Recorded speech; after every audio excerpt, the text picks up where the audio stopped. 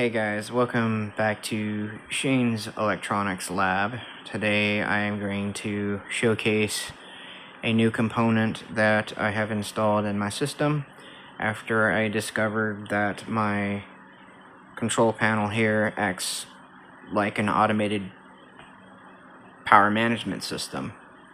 I'm making discoveries every day. So I discovered that my panel here adjusts voltages and amps accordingly to the load automatically, which actually opens up the door for more possibilities. So now I can start adding light switches to the external components. Now the interesting part of the system is if there is an overload in the system, it will automatically cause a brownout because, of course, everything's wired in series instead of parallel. And I honestly want to be known for breaking the rules of the conventional wiring methods and such, because hey, I built the system, I'm gonna break rules and I don't care. And it works, so there's an excuse for that. You build it, you make your own rules. Anyway, so added a normal light switch, and as you notice, got a big old thick wire. Hey, I'm using my resources. I didn't really size the wire to accordance, but it is a thick wire, so there's no loss. And it was available, so I just used it. Second note, I have, and if I show this to an electrician or an engineer or whatever, if you notice the light switch is installed upside down, the reason being is because this is actually wired in a parallel configuration. You're gonna be like, oh, why did you do that? Well, first of all, this grid system is an unconventional system. Like I said, everything's done backward and upside down and stuff. So it's gonna make more sense to me. So instead, it's upside down. This is actually wired in parallel. And the reason why this is wired in parallel is because it shorts out the light, because this and all my other lights are wired in series. And this short switch makes it possible so that the other signals or lights are not interfered with. And I can prove it to you by removing this bulb right here. So if we, sorry if you can't see anything, but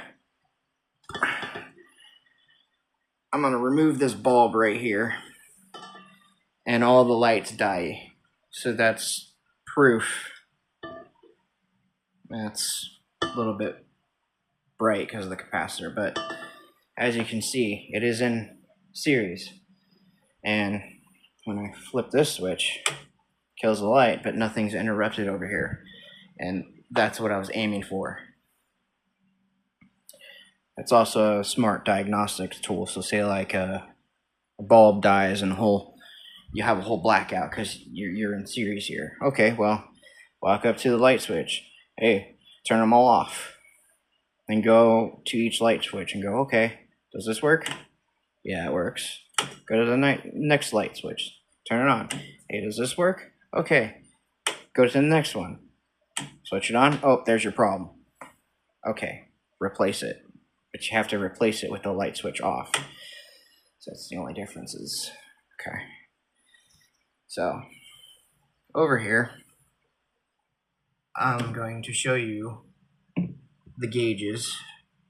And it actually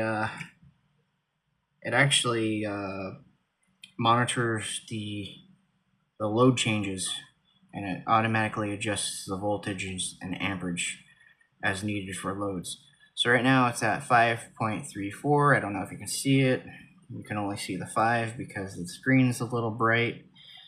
And as soon as I throw the switch, just take a little look at the amp meter at the bottom real quick. Okay, so you see what it's reading now, and you see what, there we go, I can kind of show you. Let's call it 5.3 volts, round it down because it's 5.34 volts. As soon as I flip the switch, the voltages change and the meters change, except for the voltmeter right here, because that just tells me what's actually coming into the system. This and this tells me the changes, and it also, these dials are for setting the bare minimum, and of course these are breakers. I probably won't ever have to touch those at this point unless I'm doing services now, because the light switches are going to start doing my switching. But I just wanted to share an update with everyone. That was my video.